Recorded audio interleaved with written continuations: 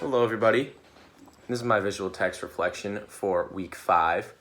There's so many different things that I could start off with, but I just wanted to start off with something that jumped out at me right away from Lorraine Hansberry's Sighted Eyes, Feeling Heart.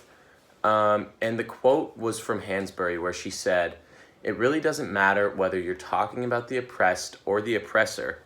An oppressive society will dehumanize and degenerate everyone involved."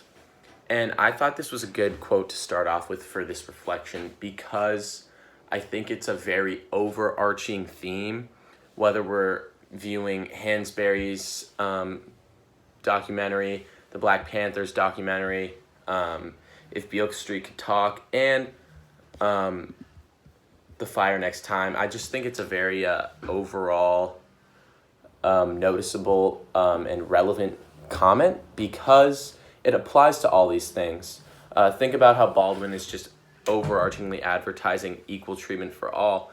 And this quote about the oppressor versus the oppressed really hits on that because no one really thinks about the oppressor when thinking about a society that is oppressed and dehumanized and degenerated. I just think that an oppressed society, just like Hansberry said, is dehumanized when there's an oppressor, not just an oppressed. And I think that was a really big point. And then I wanted to talk about a quote from If Beale Street Could Talk.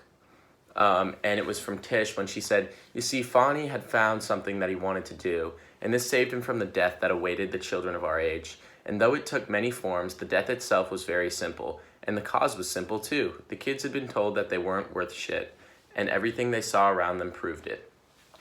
I think this relates back to Baldwin's statement about finding a gimmick.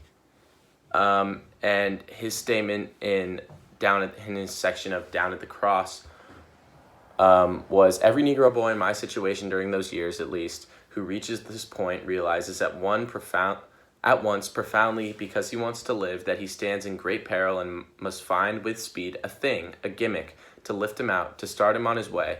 And it doesn't matter what that gimmick is. It was this last realization that terrified me, and since it revealed that the door opened on so many dangers, helped to hurl me into church. And by an unforeseeable paradox, it was my career in the church that turned out precisely to be my gimmick." I think these two relate very closely just because Fani had found something of passion and of substance that he could take his time with and really sort of invest in himself with.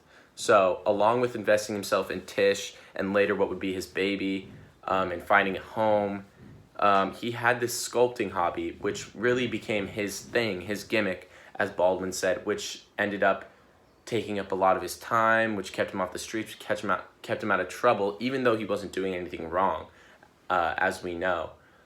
But again, as we saw in the film and through the readings and the videos, the police really didn't care if black people were innocent or guilty. They would just rather get them in trouble than any white person who is guilty. And I think this relates to another quote that we saw in the Black Panthers, The Vanguard of the Revolution, by Jamal Joseph. He says, "People always talked about freedom and what that means during that time period. Being black in America meant that you didn't walk down the street with the same sense of safety and the same sense of privilege that a white person did." I also think this is very relevant because it connects directly to If Beale Street Could Talk, when Fani and Tish get approached by the policeman after a white male was sort of invading Tish's space, and Fani acted on it.